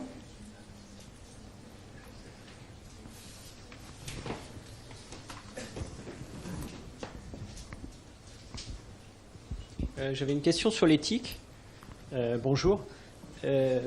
Parce que il y a beaucoup d'inquiétudes en ce moment justement par rapport à la santé et l'intelligence artificielle. Il y a même des grands de la Silicon Valley qui ont dit qu'il devait se mettre en place des régulations qui n'existaient pas et que ce n'était pas aux entrepreneurs, entre autres les GAFA, à définir leurs propres règles et que les États étaient en retard. Donc je voulais avoir votre avis là-dessus. En 2018, on a eu, en début d'année, les états généraux de la bioéthique. Si vous avez suivi un peu l'actualité, il y a eu des débats citoyens. Et en tant que directeur, j'en ai organisé 10 dans la région des Pays de la Loire, dont un à Nantes, mémorable. Je peux le qualifier ainsi. Le sujet, c'était l'assistance médicale à la procréation pour toute point d'interrogation. L'idée, c'était de recueillir l'avis des citoyens sur des enjeux. Alors, c'est pas directement lié à la médecine connectée, mais c'est pour illustrer un peu la réponse. L'idée, c'était d'entendre la parole des citoyens sur un sujet qui peut être considéré comme important et qui, en tout cas, est dans le champ de la loi de bioéthique, qui aujourd'hui, je vous le rappelle, ne permet l'accès à l'AMP que pour les couples formés d'un homme et d'une femme en âge de procréer. Bien. Et quand je dis mémorable, ça tient au fait que c'était une cocotte minute, un chaudron, où s'affrontaient de façon extrêmement violente les pros et les antis. Ce qui fait qu'on n'a pas pu entendre la parole des citoyens. Et pour répondre à la question, parce que je ne me défile pas, ce qui est intéressant, c'est de savoir, est-ce que c'est à l'État de définir ce qui est possible ou pas? Quand je dis à l'État, c'est la représentation nationale, hein, c'est l'Assemblée et le Sénat. Déjà, c'est une vraie question. C'est-à-dire, est-ce qu'on n'a pas, nous, individus, citoyens, à avoir notre propre éthique, notre propre morale et à fixer nos propres limites? Ou est-ce qu'on doit nous dire ce qui est possible ou pas? En clair, est-ce qu'il doit y avoir une morale d'État ou une éthique d'État? Déjà, ça vaut le coup de prendre 2-3 neurones pour réfléchir à ça, parce que c'est pas simple. C'est pas simple. Est-ce que ça relève de la mission de l'État de dire qui peut, par exemple, bénéficier de la médecine du désir d'enfant? Pas simple. Et ensuite, alors, je reviens sur la Silicon Valley. Il y a effectivement une organisation qui sont des très anciens de l'intelligence artificielle qui se sont regroupés, qui se sont rendus compte qu'il y avait potentiellement des dérives qui étaient en train d'arriver. Et puis il y a un autre groupe qui est en train de réagir, notamment qui sont des ingénieurs qui ont travaillé chez les GAFAM, notamment sur la user experience, et puis sur les modèles de machine learning, etc. Et tout ce qu'on pouvait sortir, extirper, alors soit manipuler l'utilisateur pour créer des nouvelles addictions. Et oui, parce que si on crée une addiction avec Facebook, on crée du revenu, on augmente le revenu, on augmente le revenu publicitaire. Et donc plus en fait c'est génial, là, ce soir j'ai vu quasiment personne plonger dans son téléphone. Mais plus donc on a le nez qui descend dans le téléphone, plus on génère un revenu pour la boîte. Et en fait, on s'en sont pas rendu compte au départ, ils amélioraient l'expérience utilisateur parce qu'ils voulaient défendre leur boîte qui permettait aux gens de se socialiser, de rétablir des liens avec des gens qu'ils n'avaient pas vus, etc., avec plein d'histoires extraordinaires, merveilleuses. Et avec le recul, ils se sont dit, waouh, en fait, on a créé des nouvelles addictions, on a augmenté cet impact, notamment sur l'attention de la technologie. Et on l'a augmenté d'une manière exponentielle, à tel point que les grands dirigeants de la Silicon Valley interdisent les tablettes à leurs enfants. Les grands patrons des boîtes de technologie, des réseaux sociaux, interdisent à leurs enfants les écrans, la télé, etc., etc. Ils déconnectent. Non, tu vas pas utiliser ces outils-là. Tu vas aller lire des livres, tu vas aller dans une école, Montessori ou autre, on va t'apprendre des techniques qui sont basées sur la compréhension de tes émotions, qui intègrent la méditation, etc. Donc c'est quand même assez dingue ce qui est en train de se passer.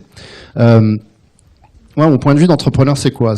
Alors, typiquement, justement, ça tombe bien, c'est mon cheval de bataille, c'est qu'on est justement en train de mettre à profit le meilleur de la connaissance en intelligence artificielle pour utiliser la technologie au profit de l'homme, au profit de l'humain, au profit de son potentiel humain, pour lui redonner sa chance d'utiliser tout un tas de trucs, de fonctionnalités qu'il a en lui et juste qu'on a oublié, soit avec l'évolution de la société, l'écartement de la religion. Alors, je dis religion, c'est pas pour revenir dans l'alpha, catho, machin.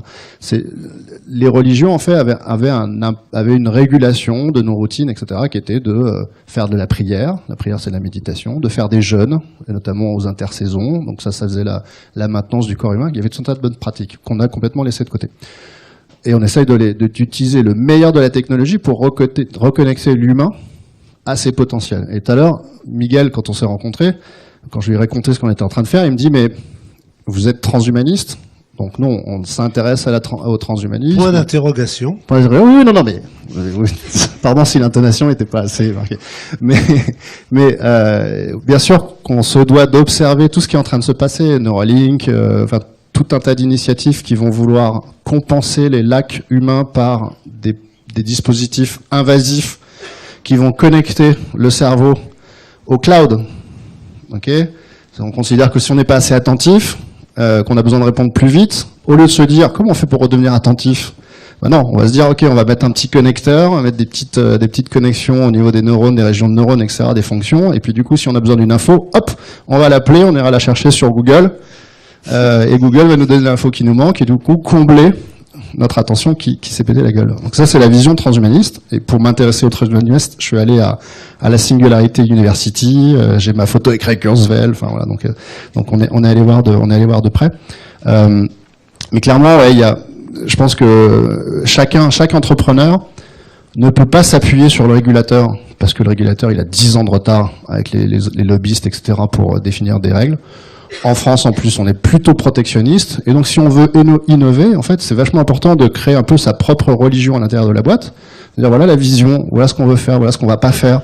On va utiliser des données des gens, mais voilà dans quel cadre on va les utiliser. Donc, nous, c'est ce qu'on fait. On a notre propre comité éthique en interne qu'on challenge avec des membres extérieurs pour s'assurer qu'on n'a pas une vision un peu défaillante ou qu'on ne devient pas un peu pervers dans notre approche. Et moi, ma responsabilité d'entrepreneur, c'est de dire, à un moment, s'il faut être black hat pour réussir ce qu'on fait et que la quête qu'on est en train de mener a un impact positif et qu'elle va aider les gens dans un sens positif, mais que elle est pas bien pensante à un moment, enfin en tout cas elle est pas en adéquation avec la régulation et avec les lois, soit je prends la responsabilité de dire ok, j'assume, et si je dois aller devant la cour, enfin devant un tribunal, etc., je m'expliquerai en bonne conscience avec des arguments qui sont ma conviction profonde, appuyés par les scientifiques avec lesquels on travaille en interne ou en externe. Que ça, c'est quelque chose qui doit me permettre d'agir, parfois d'enfreindre la loi, mais en dormant la nuit. Et puis, quand bien même ça marcherait plus, alors je suis vraiment foncièrement français et j'aime mon pays, je l'ai servi, etc. J'aime la France. Je pense qu'on a des talents extraordinaires, on a des aides fabuleuses en France et heureusement il y a un retour du French Machine. Ils ont arrêté, ils sont tous en train de revenir, etc. Et moi je suis vraiment dans cette dynamique, je suis jamais parti. J'ai vraiment envie qu'on le fasse en France, j'ai envie que cette boîte soit française. On a la Normandie qui nous a soutenus, c'est une boîte normande. Et j'accepterai de me mettre un peu en danger en tant qu'entrepreneur, parce que je sais que les esprits sont pas prêts encore à entendre les innovations sur lesquelles on est en train de travailler, les régulateurs encore moins. Et donc, pour innover, on n'est pas en train de parler du passé, on n'est pas en train de s'appuyer sur ce que les régulateurs, les États ont déjà observé ou ce qu'ils ont pu imaginer de ce qui allait se passer dans le futur. On est dans une projection du futur que personne ne connaît. Et donc on est un peu en train d'inventer notre histoire, et de temps en temps il faut emplâtrer un petit peu les règles, et il faut y aller, et puis voilà, puis on peut se faire rattraper, on peut être condamné très durement si c'était très très mauvais, très très mal, et j'espère que si on a raison, en fait, on nous donnera raison, et on pourra faire évoluer les choses, et faire évoluer aussi la réglementation. C'est un peu long comme réponse, mais... Juste pour dire, parce que là on projette aussi sur les données. Enfin, il y a aussi des choses beaucoup plus déjà pragmatiques où peut-être certains s'en rendent pas compte, mais où ces gens-là décident déjà pour nous de ce qu'on peut faire ou de ce qu'on peut pas faire. Si je prends B-Sensory par exemple, mais j'en connais d'autres, des gens qui sont dans le domaine pareil. Moi, je suis désolée, mon secteur c'était la sextech, mais on s'est fait supprimer plein de fois notre application des stores. Donc, du jour au lendemain, votre application, elle est plus disponible pour vos clients, ni sur votre iPhone, ni sur votre Android. Ça, on s'en rend pas forcément compte, mais ça veut dire que c'est ces gens-là qui décident si vous avez le droit ou pas de lire un livre érotique sur votre téléphone ou de piloter votre sextoy avec votre téléphone. Et c'est là aussi, sans aller sur effectivement l'utilisation des données personnelles, ça doit quand même nous interroger effectivement sur nos libertés individuelles, effectivement, et toutes ces freins qui sont déjà là et qui brident aussi la diffusion de certains projets.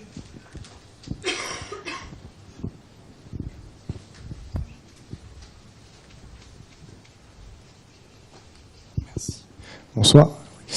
Pour continuer sur la question, on a beaucoup parlé de sextech ce soir. Je m'attendais à ce qu'on parle beaucoup plus des GAFAM, des BATX, par rapport, moi quand je pense health tech, je pense à la sortie de l'Apple Watch d'Apple qui peut faire un ECG portable dans la taille d'une montre, dans ce type de dispositifs grand public techno qui peuvent améliorer la santé au quotidien.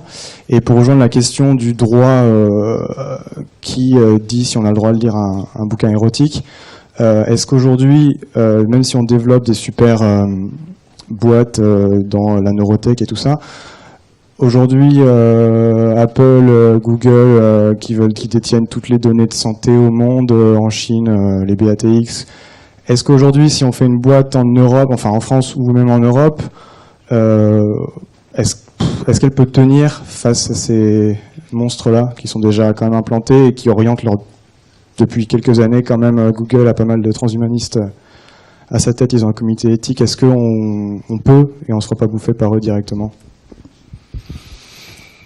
C'est mon cauchemar toutes les nuits.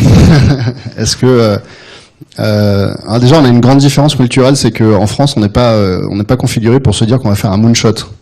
Déjà, on part souvent avec un gros boulet au pied, c'est qu'on va faire un truc local, en français, qui va, attaquer le marché français.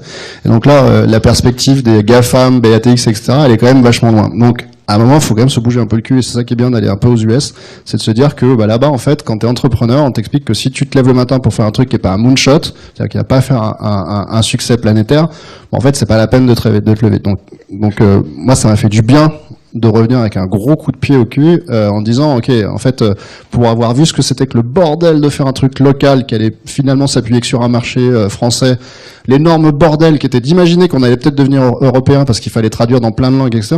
Si tu veux, quand tu fais tomber ça et que tu dis non, je veux faire worldwide, on commence par la France, c'est un test, mais on veut être worldwide, déjà ça aide à répondre à cette question. Après, comment, quand, etc., c'est tout un tas de questions opérationnelles. Alors, l'Apple Watch d'Apple, Google est encore mieux renseigné que votre psychiatre ou que votre psy. Parce que Google, avant même que vous ayez une intention, une décision, sait sur quoi vous êtes en train de réfléchir. Je sais pas, livre érotique, machin, sur tel sujet, bondage ou machin, qui est un sujet juste, tiens, comme ça je me posais la question. En fait, Google sait ce que vous êtes en train de penser. Vous l'avez exprimé à personne, et vous, c'est même peut-être pas totalement conscient. Mais hop, eux, ils le savent. Donc les données qu'ils ont sont monstrueuses. Juste pour rigoler, pour faire le lien avec le sujet de sexualité, etc., il y a un accéléromètre dans l'iWatch. Ok. Donc, juste de temps en temps, on se rappelle pas qu'il y a un accéléromètre dans la montre qui est connecté en Californie, et qu'en Californie, il y a des ingénieurs qui sont en train de travailler sur les algorithmes de détection de mouvements répétitifs, etc., d'une amplitude de temps, et donc capable potentiellement de taguer les gens qui sont en train de faire des trucs. Non, mais bon, voilà, ils le savent, quoi. Siri, toutes les instructions Siri, Alexa, etc., sont traitées où? Pas en local dans le device. Les échantillons de voix sont envoyés en Californie. Moi, je ne sais pas quels échantillons de voix ils ont collectés en Californie. Est-ce qu'ils ont collecté tous les autres échantillons de voix quand j'étais en train de parler d'autre chose avant de dire « dis Siri » ? Est-ce que c'est parti en Californie aussi ? Mais grosso modo, toutes mes conversations conscientes sont en Californie. Donc, c'est un gros bordel et des grosses dérives. Est-ce qu'on va trouver la solution et est-ce que moi, je suis capable de dire « ah, alors, je connais la solution, etc. » J'en suis absolument incapable. Moi, je pense que la différence qu'on a, c'est justement, et probablement le RGPD aide dans ce sens-là, c'est d'imposer, de rendre plus difficile tout cet échantillonnage massif que Google est en train de faire, ou Facebook, etc., dans leurs différentes initiatives.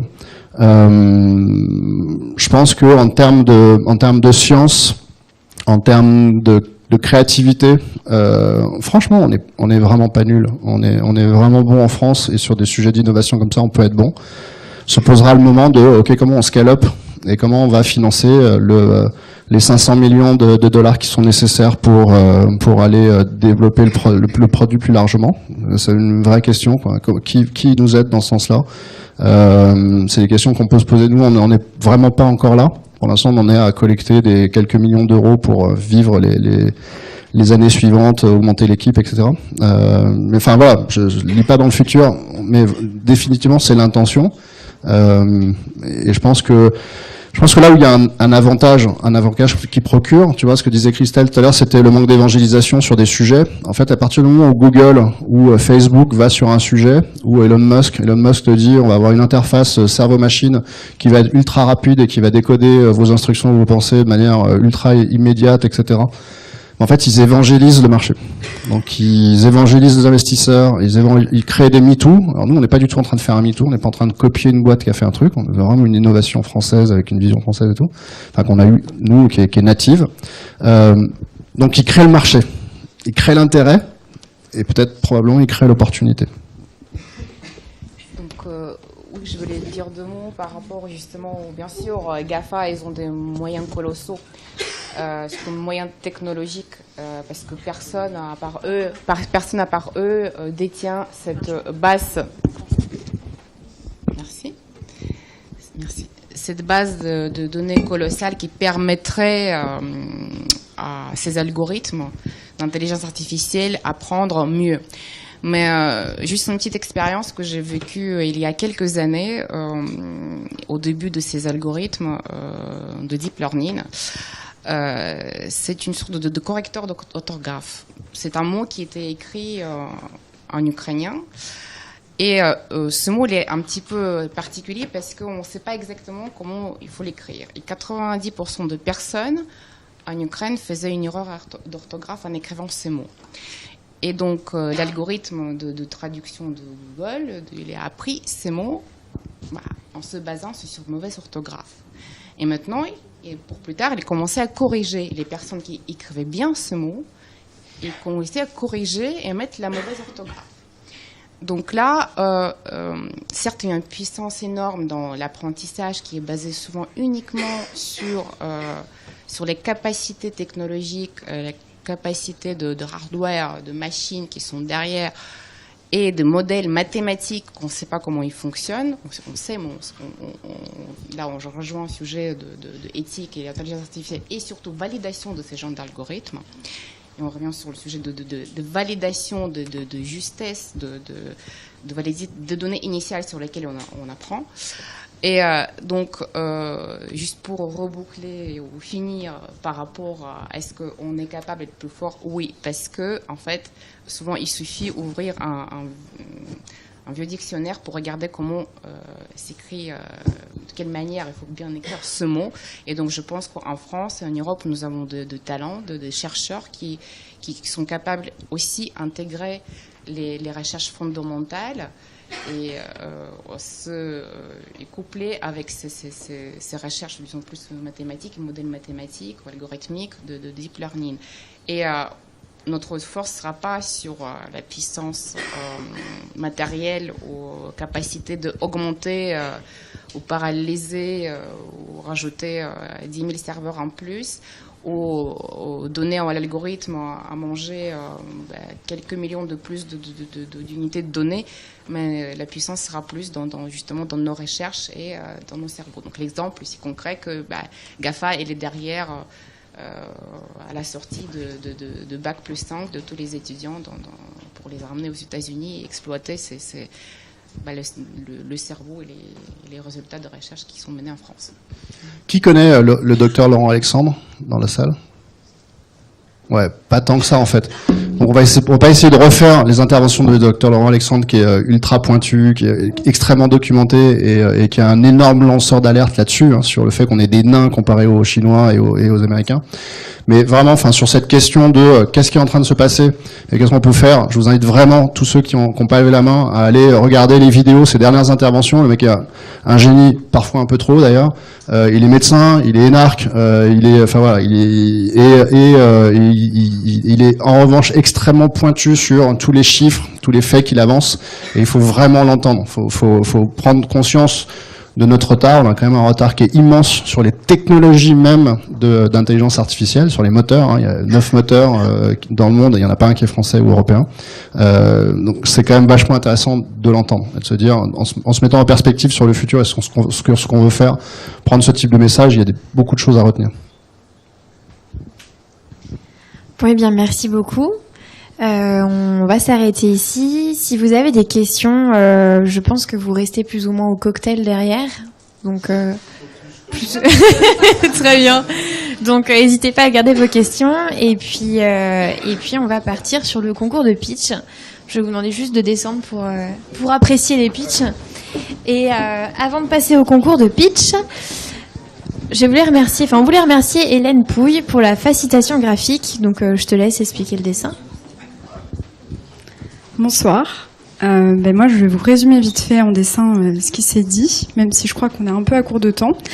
Déjà, c'était la première fois pour moi de dessiner un sextoy à un clitoris, donc c'était assez sympa.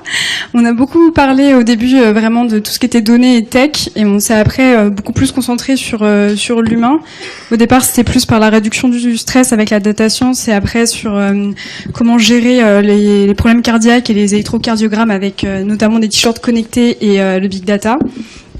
Et donc ensuite, on est venu au gros sujet. Ça devait être sur le health tech, mais ça a été beaucoup sur le sex tech ce soir.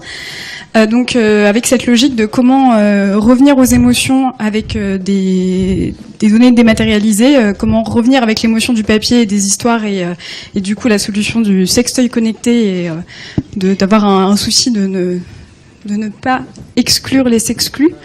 C'est pas facile.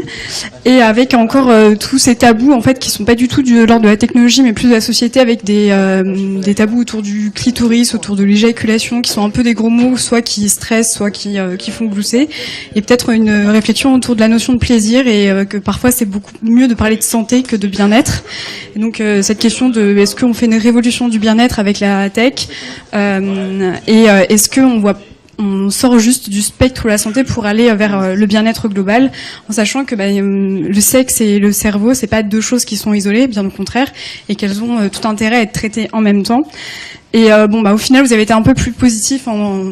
Ça dépend pour les questions avec les GAFA, mais pour dire que on peut aussi avoir une vision positive des nouvelles technologies et arrêter d'être anxiogène. Tout est de se centrer sur l'utilisateur, et aussi de pas décider à sa place, que ce soit pour ses grands-parents ou que ce soit les GAFA qui décident pour nous. Voilà, bonne soirée, bon pitch.